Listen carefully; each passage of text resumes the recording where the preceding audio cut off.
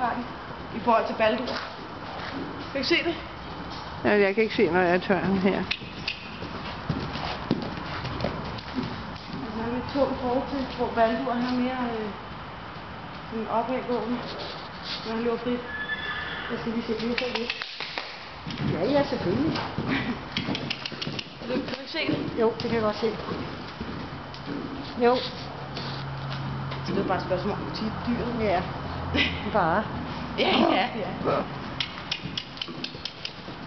Men det er meget kontrolleret galop, han har. Ja, han har lært at næsten taxere. Ikke?